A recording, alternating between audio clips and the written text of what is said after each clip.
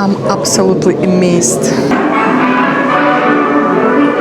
That's my grandmother here.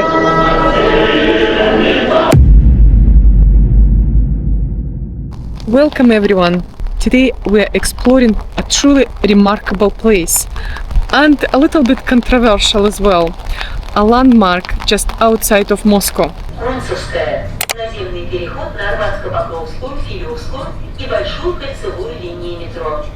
It wasn't easy to get here.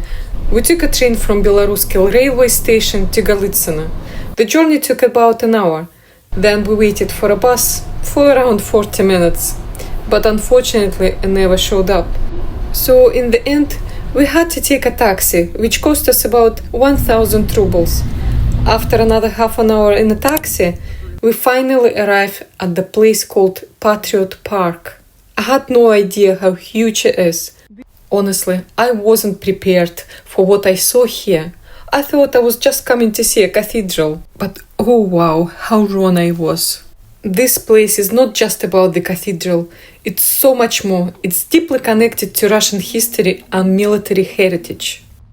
As we entered the park's territory, we were greeted by sculptural compositions dedicated to the allies of the Soviet army during World War II. Here are just a few of them: the partisans of Yugoslavia, pilots of Normandy Niemen Regiment from France, and even the fighters of Vietnam.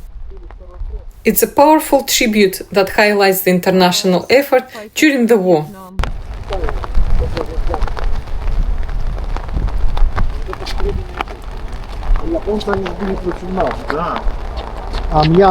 It's so cold today. I'm freezing. Are you, Jim? Cold, isn't it? Ooh, it's quite impressive arch. Before reaching the cathedral, we passed through this grand arch, almost like a getaway into a sacred space. At the top, on a carved section of the arch, there is an inscription that reads, "No one is forgotten, nothing is forgotten." A powerful reminder of the purpose behind this place, to honor memory, sacrifice and history. So I just wanted to say a few words about this cathedral that just behind me, and we're gonna go inside and have a look. The name is the Main Cathedral of the Russian Armed Forces, or another name as well as a Cathedral of Resurrection of Christ.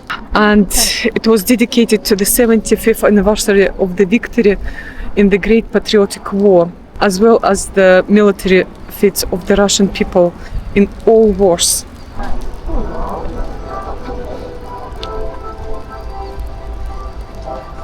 I think you can take even some bikes over there.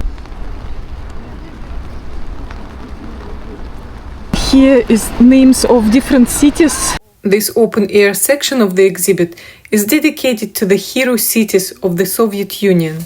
Each pillar represents one of these cities, with a description of what it endured during World War II. Smolensk, Minsk, Moscow, Brest, Leningrad,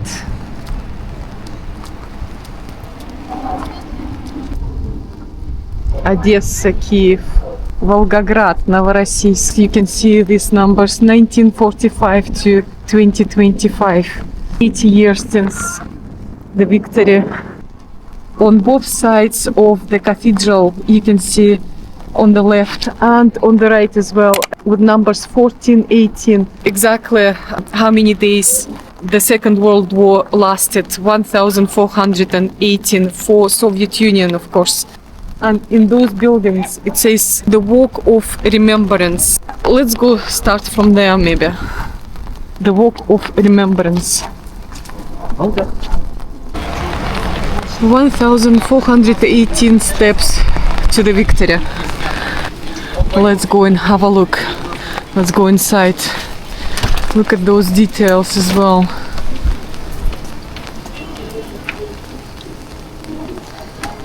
Beautiful cathedral. Water is free.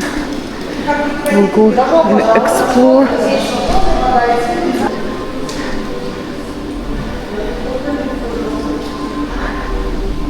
And it's warm in here. Wow.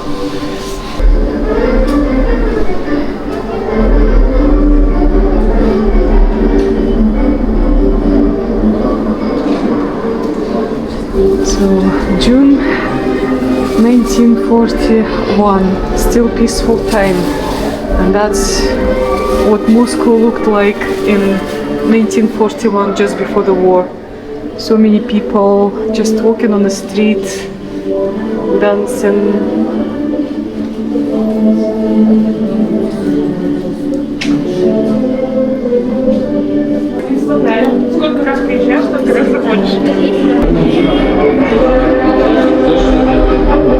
Yes, the peaceful area, St. Petersburg.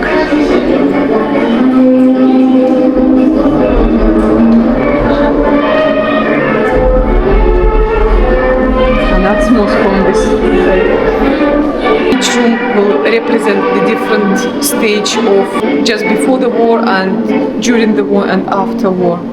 I guess. I've never been here before. This is my first time in this complex.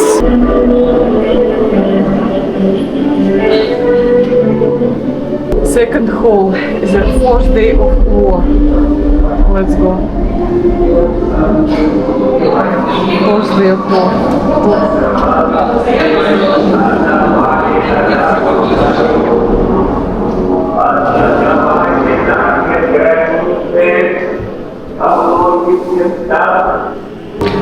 And at the top you will see what time each city was attacked. Kiev, for example, 3:40 in the morning. Kaunas, 3:49. Sevastopol, 4 o'clock.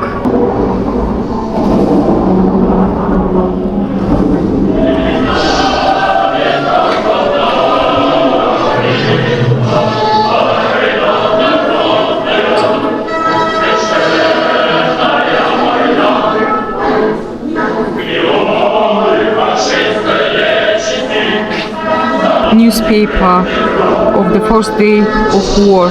It's happened on Sunday as well, 22nd of June 1941. The newspaper called the Red Star. So this one is from 27th of July 41, and some very remarkable letters addressed to the loved ones from the soldiers of Russian army.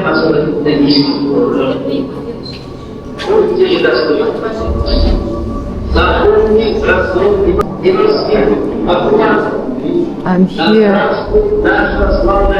day by day, 22nd of June. On the opposite side of the hall, there are dates representing each day of the war and what happened on that day.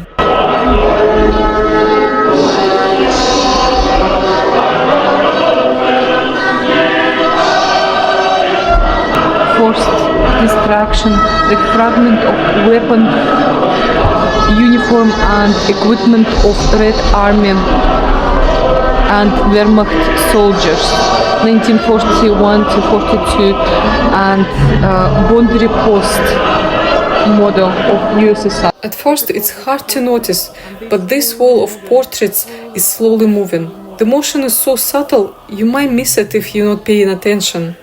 These are photos of people who fought in World War II, soldiers, partisans, those who endured the siege, worked underground, or supported the front lines from the home front. As I walked further, I noticed large screens with instruction. They are interactive, allowing you to search for anyone who fought in Second World War. All you have to do is type in a name and press search button. My granny. That's my grandmother here.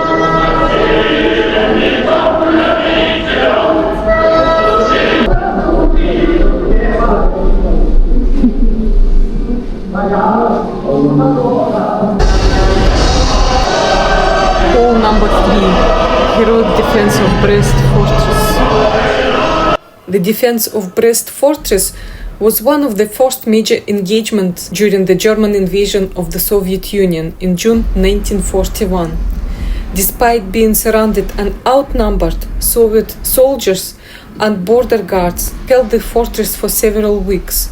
Their prolonged resistance delayed enemy advances and became a symbol of determination during the early days of the war.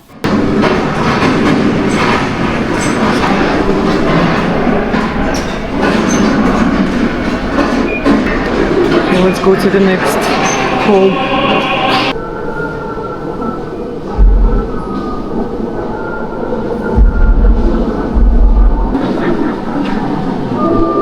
The fragments of peaceful life.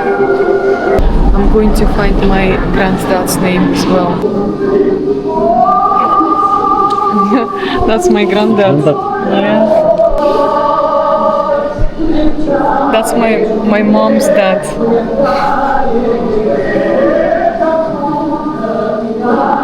Press on a photo, and his portrait appears on a line, on a moving line of all portraits.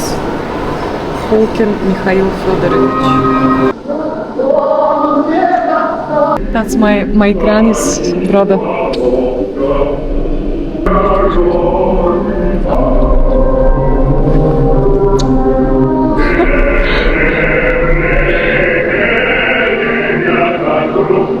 He received so many medals.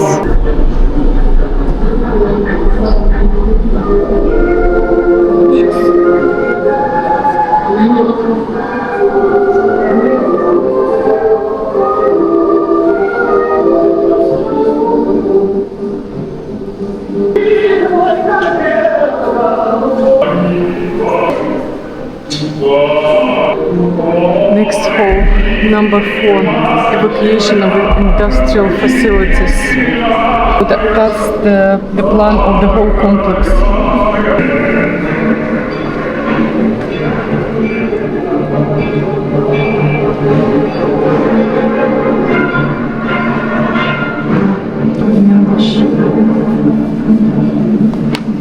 Evacuation of industrial facilities.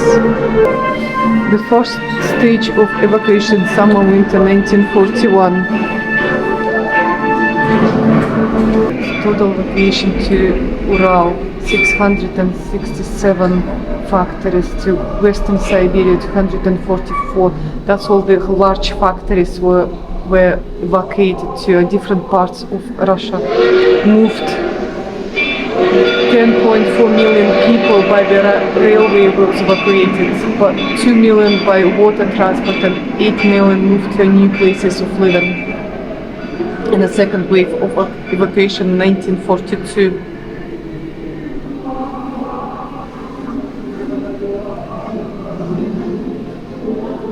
Next hall, day 67 to 119 days of war.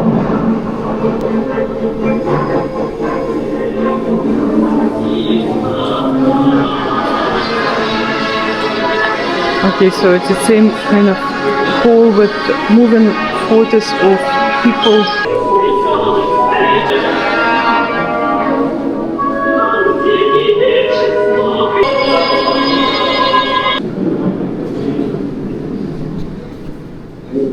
Souvenir shop as well in here. Let's take a quick look.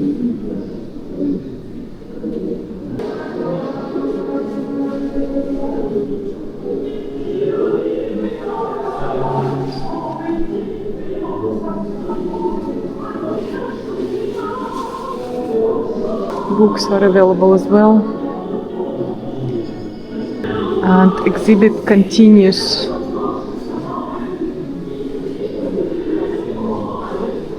The next hall is 120 to 156 days of war.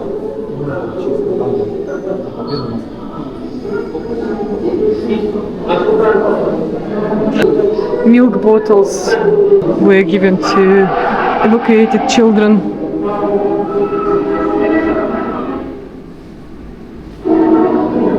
Joseph Stalin.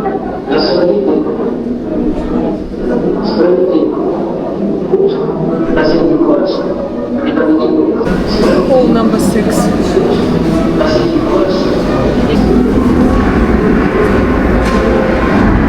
In 21st of July 1941, the first massive air raid begins at 10 and continues for 5 hours. Up to 150 aircraft carried out the bombing.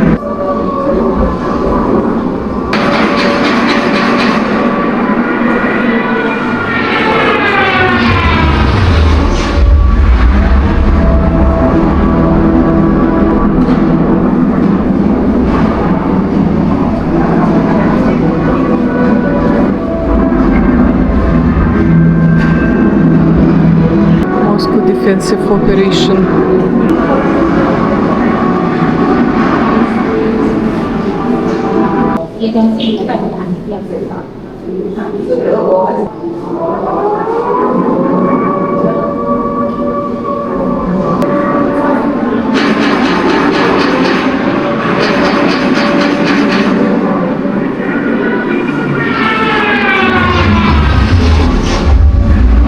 Next hall, 157 to 202 days of war.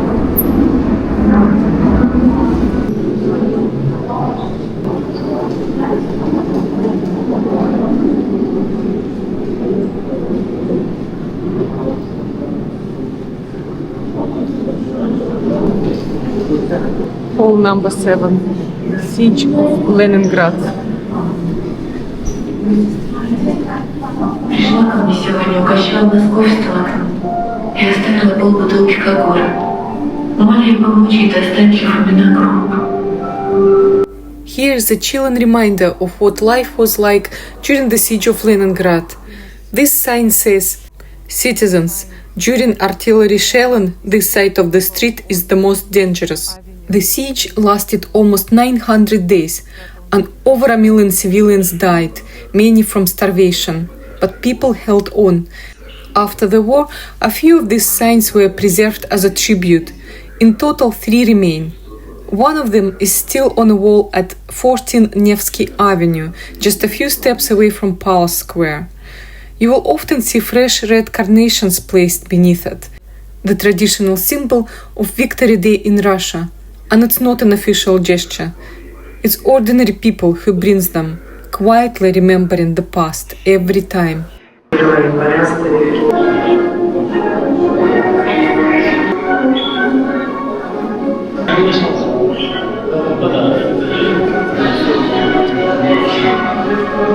Here's the movie hall.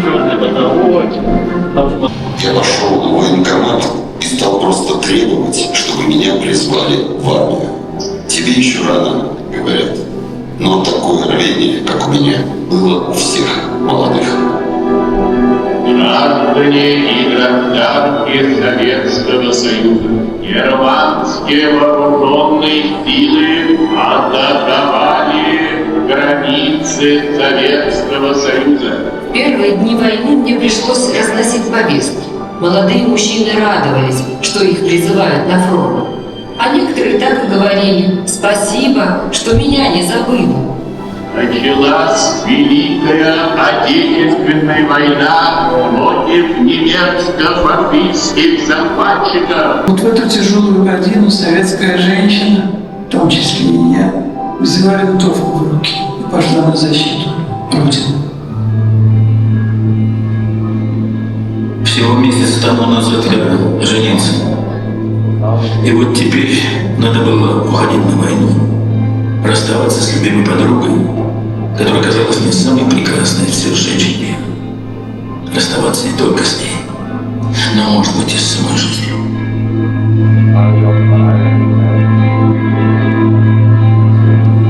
В свои 17 лет я собирался выходить замуж. Мальчик 21 июня сделал мне предложение. Но началась война, его призвали в армию, и он погиб. Даже небо предвещало войну. Были не кучевые облака, а грозные перьевые. Старики говорили, что такие облака к войне.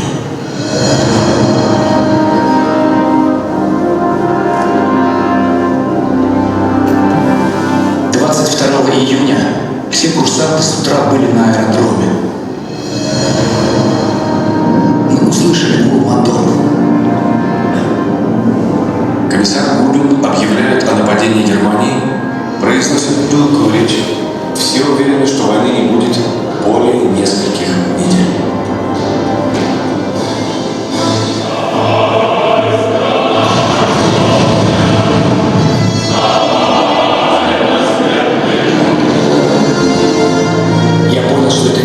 Только тогда, когда увидел отделяющиеся от самолета бомбы. Сразу упал на землю.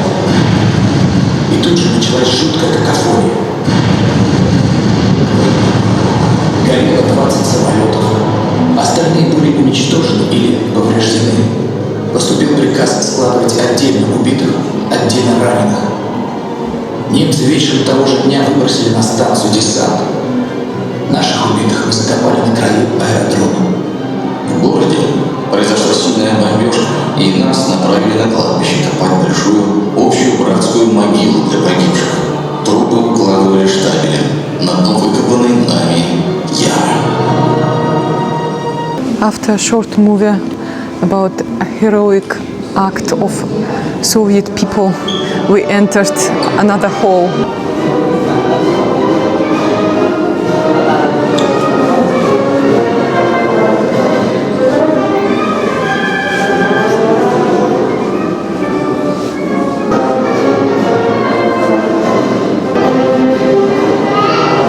Days of war continue.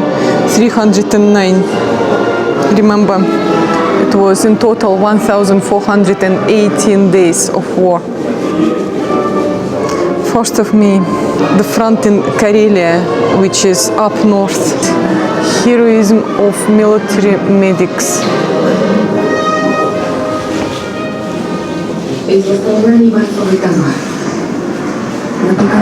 So that's some combat medic bags. Многие теряли сознание. Здесь мы служили. Ножик. Встретили персонал часто штабных указаний. При работе с большим потоком раненых нужно было быстро соображать и быстро действовать. Впоследствии мне всегда были малосимпатичными тугодумы. Люди с замедленной реакцией, медлительными.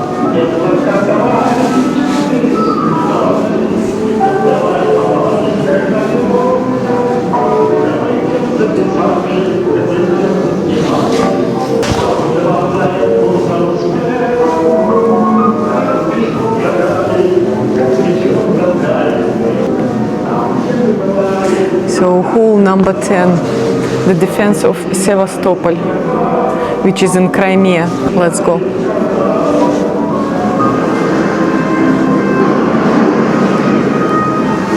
Overcoat, in Russian called шинель. Let's see in English. So it's an interactive screen.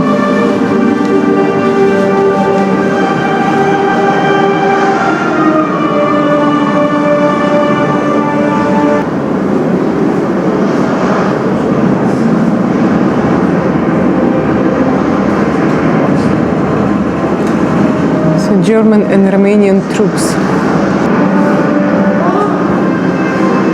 See those maps at high school where physically was drawing all different war maps. So that's Sevastopol.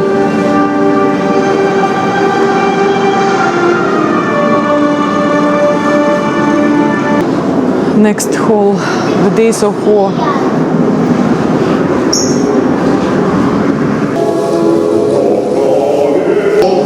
Vessel Tashkent. More letters.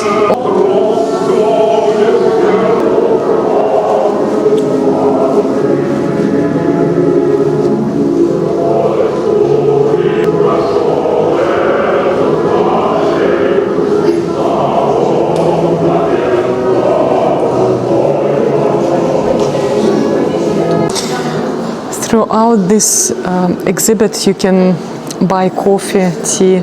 It takes coins, notes, or you can pay by card.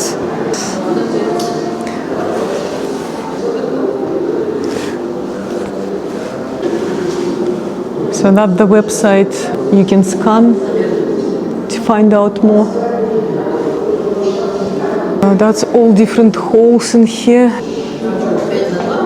29, 30, 34 halls, different galleries. So that's the map of the gallery itself, and we are over there.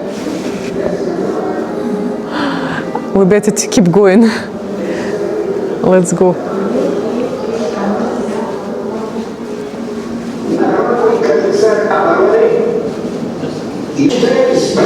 Ruins of Stalingrad.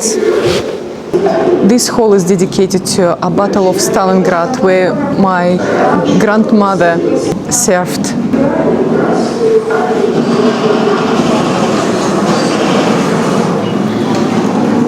Stalingrad.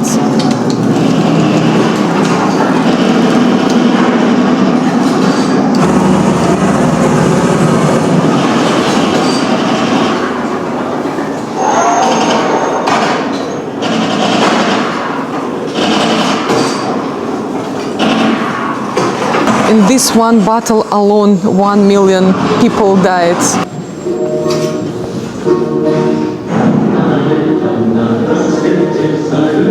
Соседний сад.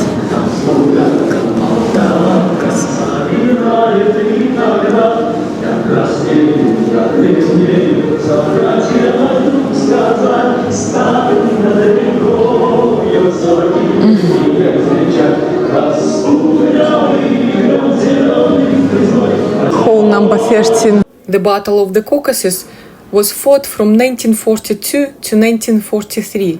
It was a fierce struggle for control over vital oil fields and the mountain passes. Soviet forces eventually pushed the Germans back, securing the region and preventing their advance towards the Middle East.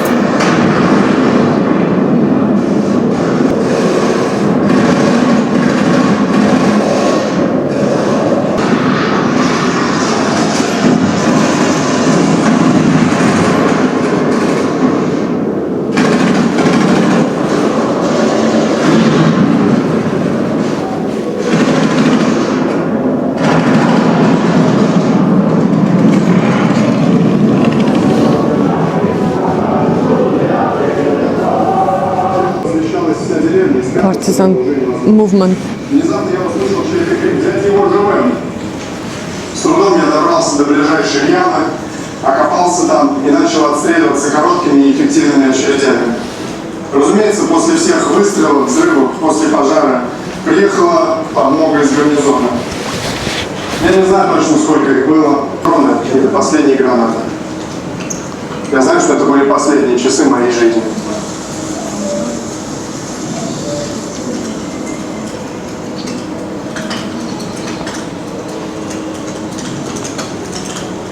Помню, я услышала, как по радио выступает мама Зои Космодемьянской. Холограмма.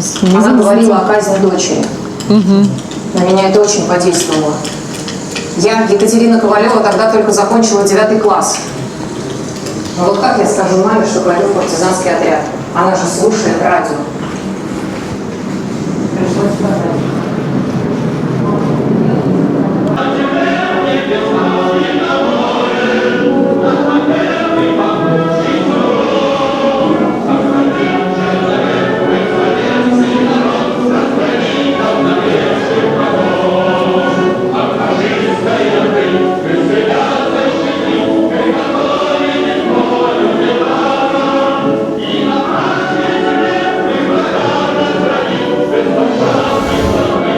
Almost halfway through the exhibit. It's massive and it's a little tea cafe. It smells amazing of different teas in here. We're gonna have a cup of tea just now, a little break. Hall number 16, the state security agencies in the Great Patriotic War. Основанную на радиоигре «Арийцы».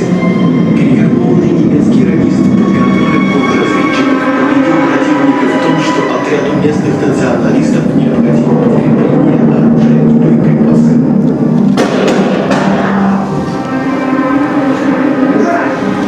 В ночь на 10 октября 1944 года советская контрразведка задержала диверсантов и грузы, доставленные немецким военно-транспортным самолетом в район, указанный сотрудниками СРЭШ.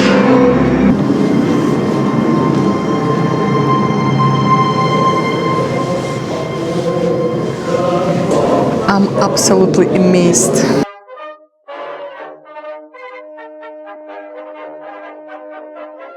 These halls are alike in their dedication to Second World War and they share similar layout, but each one tells a different story from the war. Hall number 17, culture during war.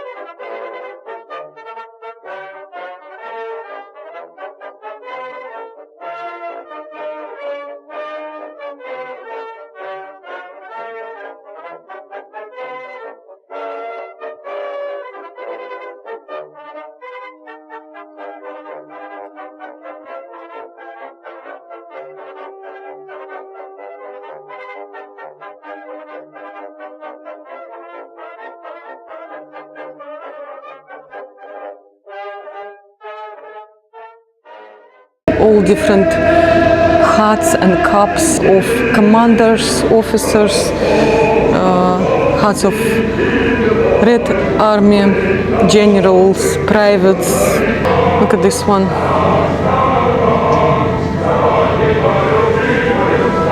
Kubinka.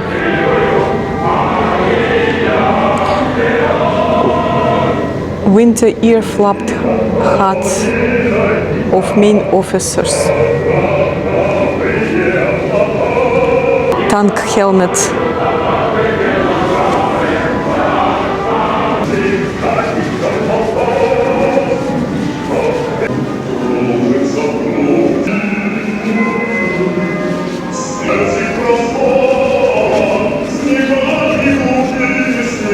Hall 19, Battle of Kursk.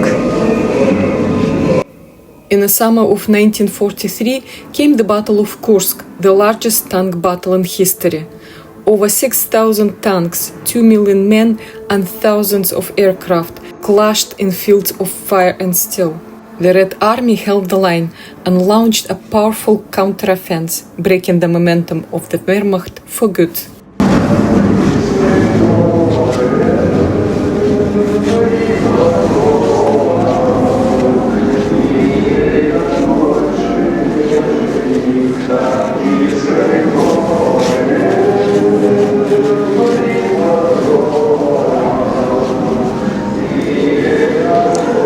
Прохоровка.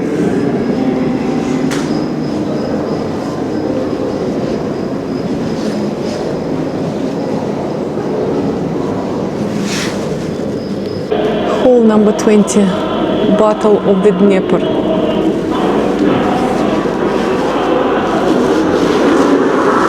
Then came the next phase, the Battle of the Dnieper. It was one of the most ambitious and costly operations of the war, a massive push westward to liberate Soviet territory and cross the natural barrier of the river. Over 4 million soldiers took part.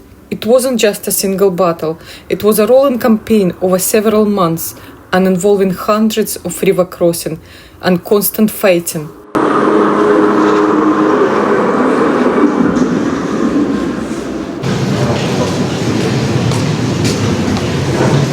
Smells of fresh paint in here.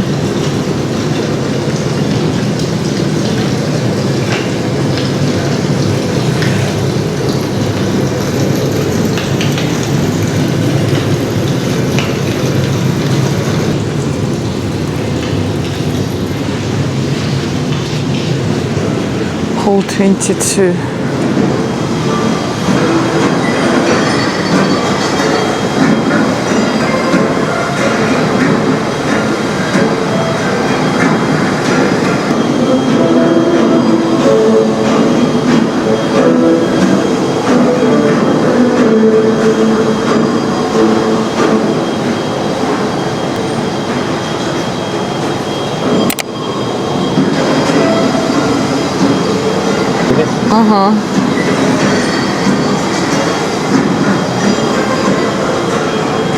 This hall is dedicated to prisoners of war.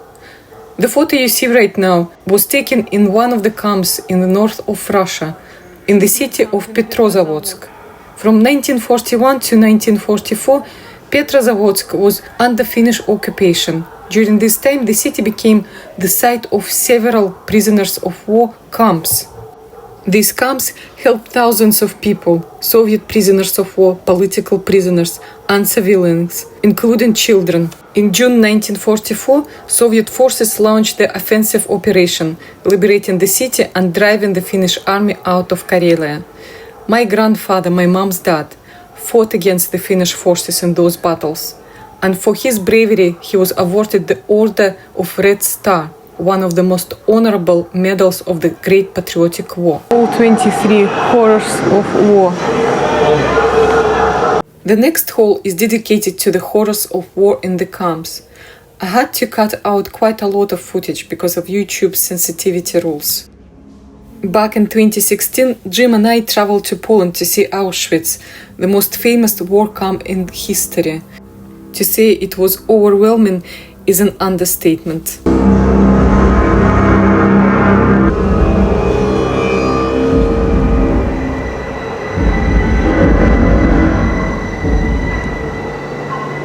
Here, you see downward pointing colored triangles. Each color represents a different category of prisoner. Red, political prisoners, communists, liberal, Masons, anarchists. Blue, Jehovah's Witnesses and anyone who reading Bible. Green, ordinary criminals. Black, immigrants. Brown, labeled as insane or beggars. Red with yellow, Jews. Pink, Roma gypsies. Light purple, homosexuals. And each triangle was more just a mark. It was a stigma that could really decide life or death in the camp.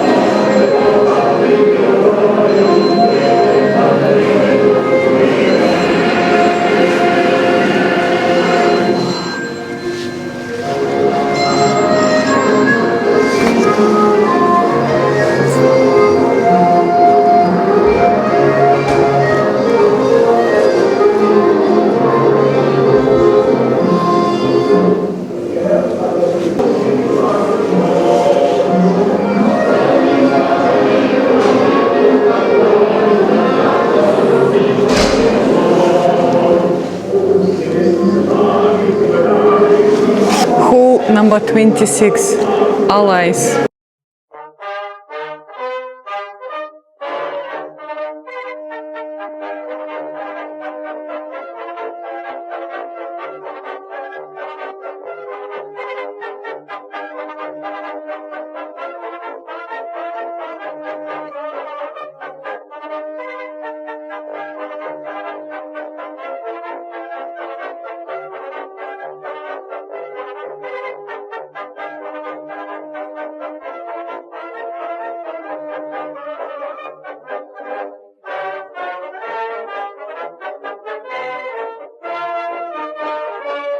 Russia remembers its allies.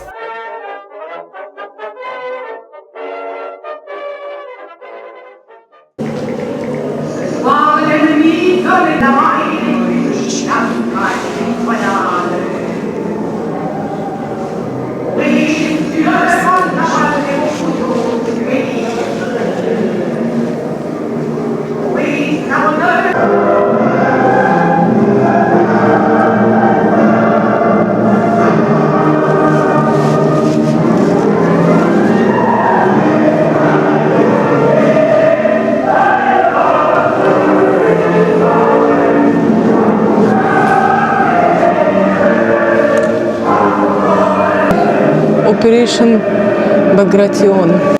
On 22nd of June 1944, the Soviet Union launched Operation Bagration.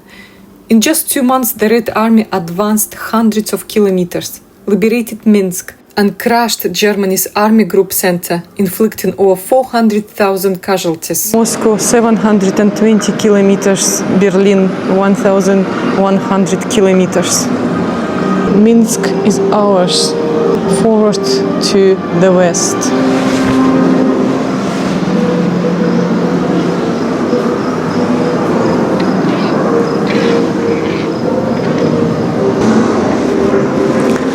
So we're here now, almost done. Days of war, 1099 to 1159.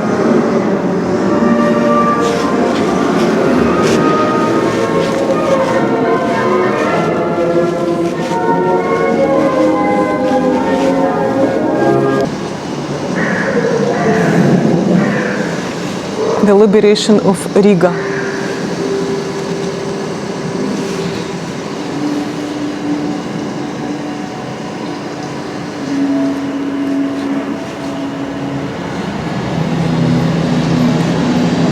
The liberation of Belgrade on the 20th of October 1944.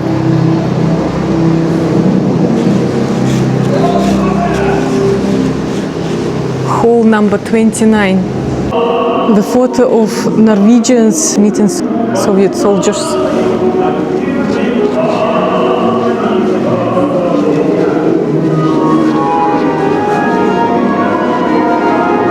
Hall number 30, liberation of Europe from Nazism.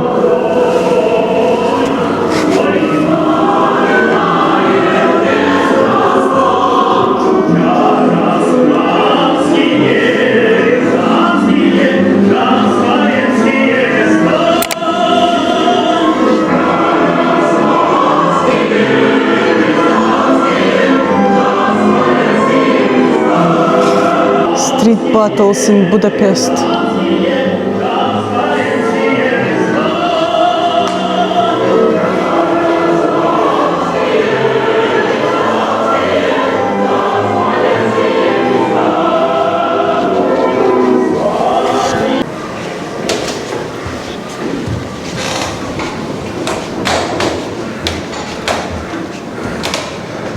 Здравствуйте.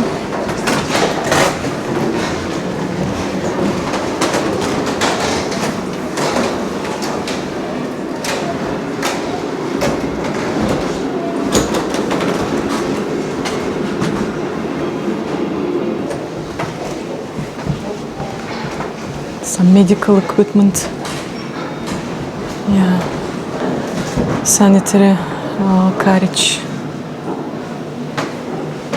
medical carriage.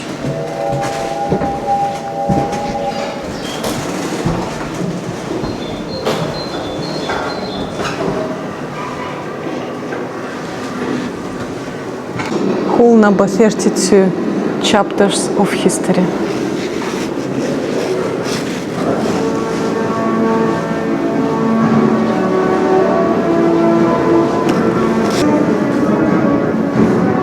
Answer to 5 questions.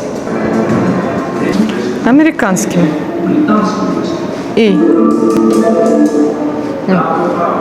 Yeah, I was correct. Okay. I thought I pressed it. 10. I know.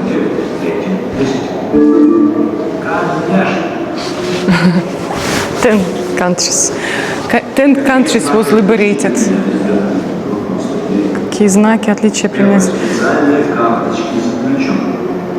Yeah.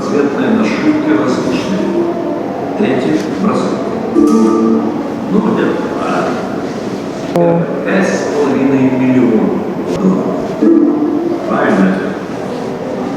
5.5 million liters of blood was donated.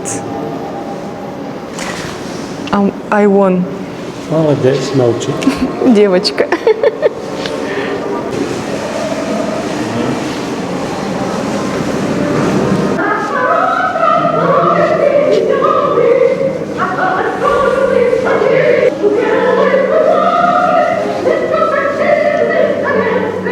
This is the last but not least.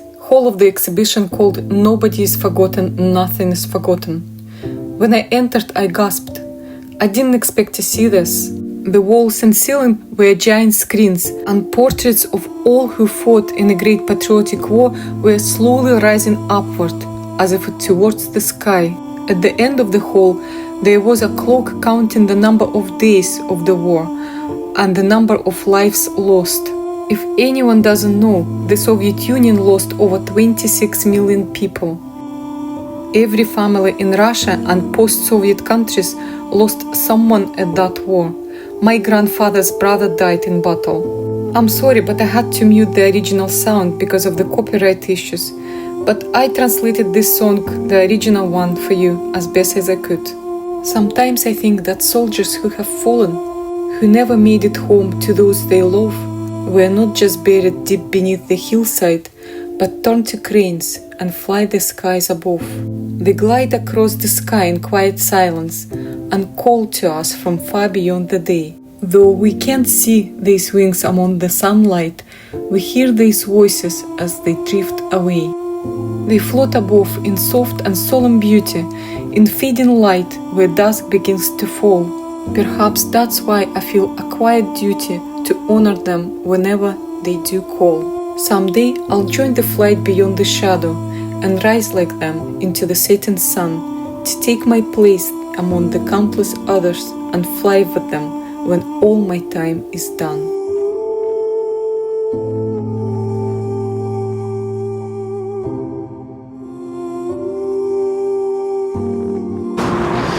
So we entered from that side and walked all the way around and exit from here. It took us, how many hours it took us, do you think, John? 2-3 hours. It was worth it. And now we're going to Cathedral.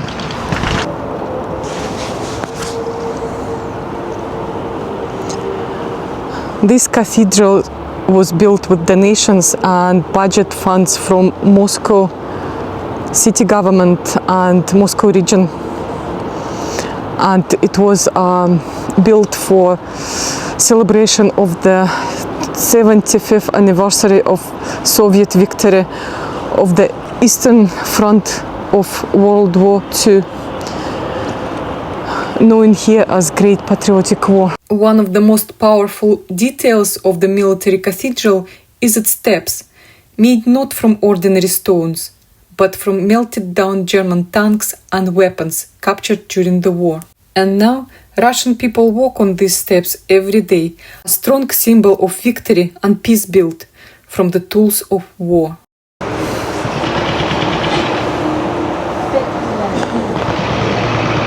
The military cathedral has 2 levels. This is the upper one.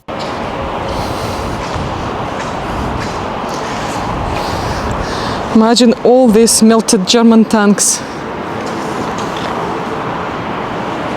Wow, what the entry. This is amazing.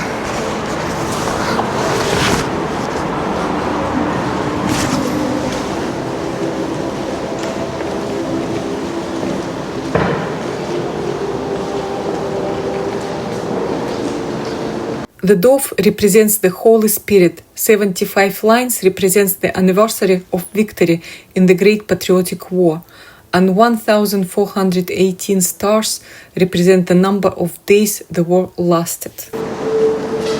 Wow!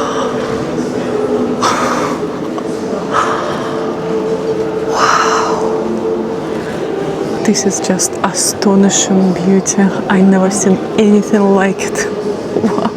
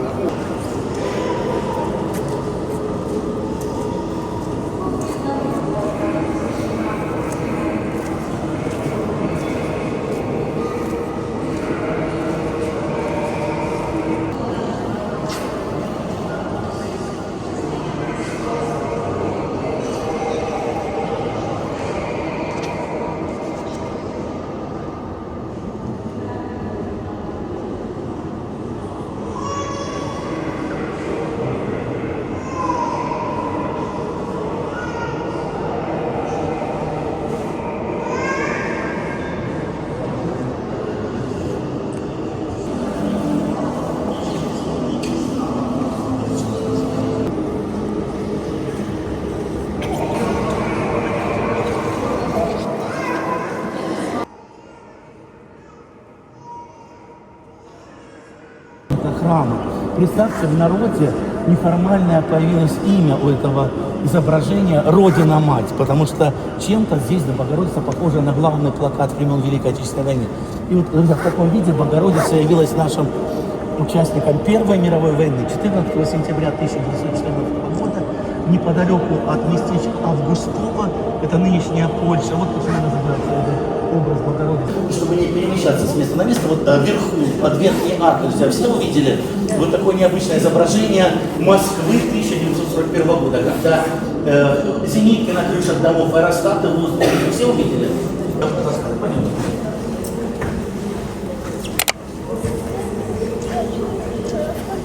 342 дня идет битва. Он воскресил этого человека, а мертвец, когда ожил, тут же просит Андрея: воскреси, и 39 моих спутников, мы вместе плыли на одном корабле, и вместе попали в бурю, и вместе утонули. Андрей читает молитву, море выбрасывает на берег 39 трупов, он еще просит местных жителей: положите мне эти трупы, один рядом с другим, как бревна в поленнице. Одномоментно Андрей Первозванный воскрешает сразу 39 человек. Представляете? Конечно, в это трудно поверить, это трудно укладывается в сознание, но когда мы вспоминаем о чудесах Христа, он ведь ходил по поверхности воды, как пусту, да, он воскрешал мертвых, он мог превратить обычную воду в вино, на свадьбе в Кане Галилейской. Это не просто красивые сказочки, это реальность, но не всегда наше сознание это может вместить, правда же? И смотрите, дорогие гости.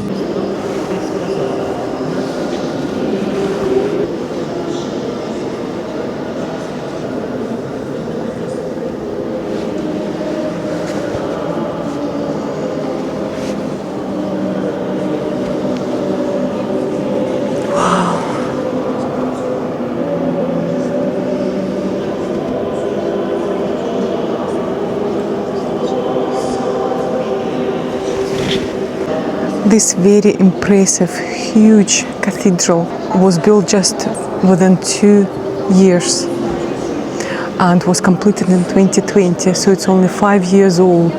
The height of the church itself is 95 meters. The diameter of the main dome is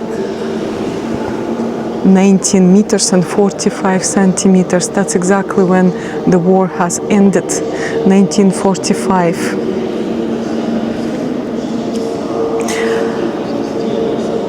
The height of the belfry is 75 meters, a reference to 75 years that passed in 2020 when this cathedral was completed. So the height of the small dome is 14 meters, 18 centimeters.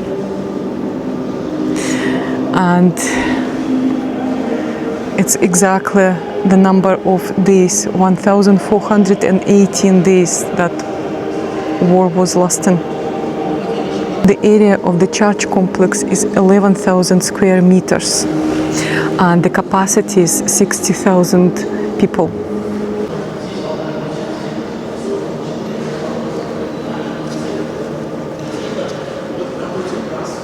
Absolutely beautiful. Look at those details.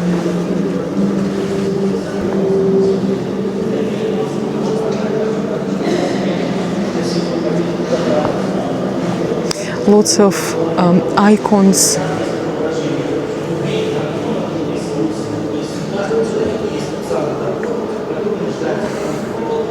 Plenty of sitting spaces as well, sitting areas.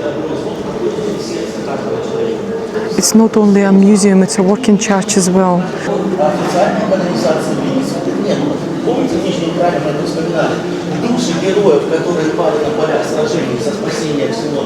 There are 5 large mosaics on the upper level, each representing a year of the war from 1941 to 1945. The soldiers depicted in these mosaics fought for peace and became saints because they gave their life in battle. Above them stands Archangel Michael, one of the saints believed to have led the Russian army to victory.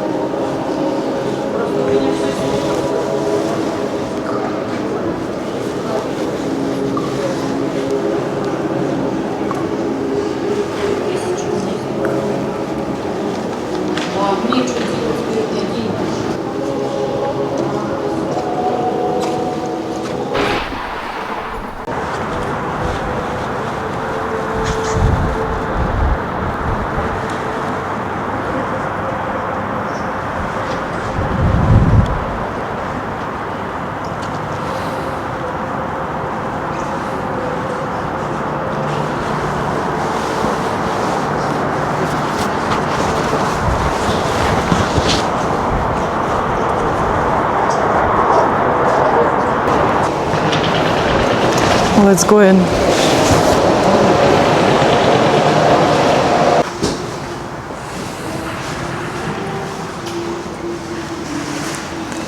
And he is downstairs.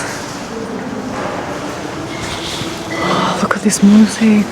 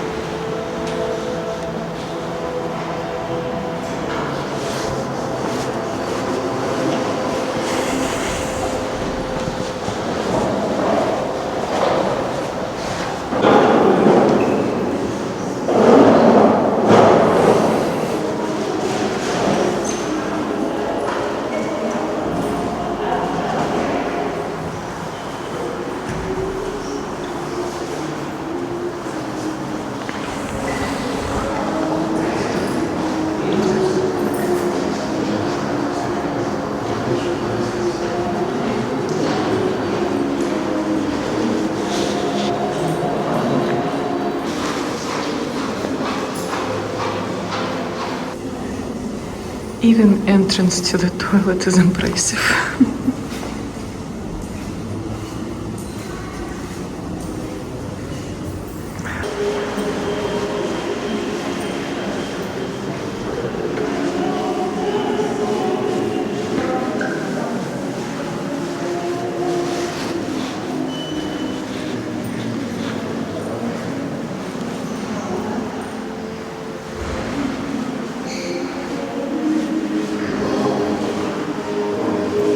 Every inch of this cathedral is very impressive, from bottom to top. It's breathtaking to walk such a beautiful place. Remarkable, absolutely remarkable.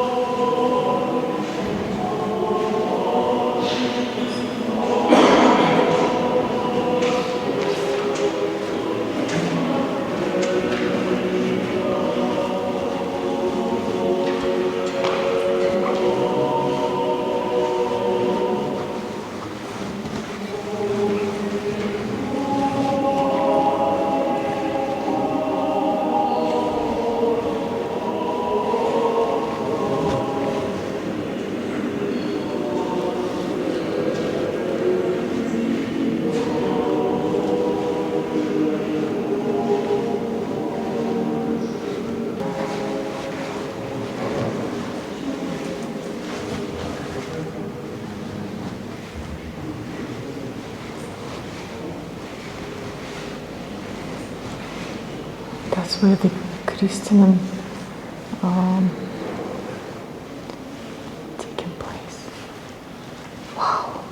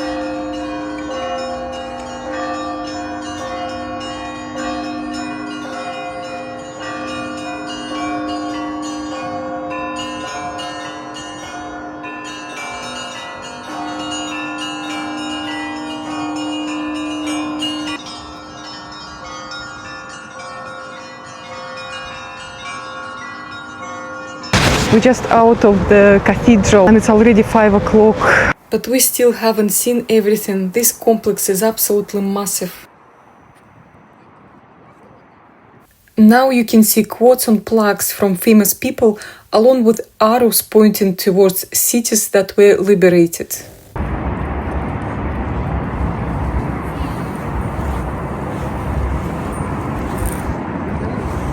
Behind the cathedral is the Grieving Mother sculpture, symbolizes the deep sorrow of mothers who lost their children in war.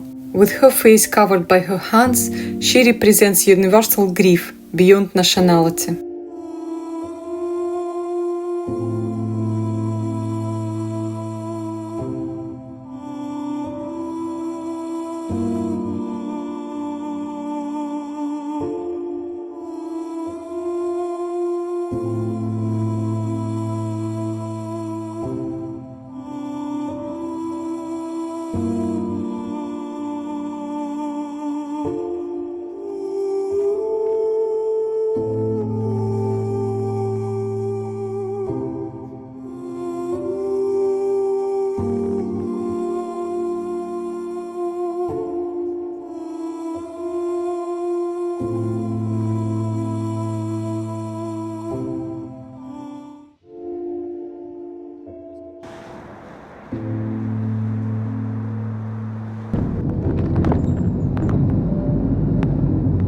Thank you so much for watching till the end.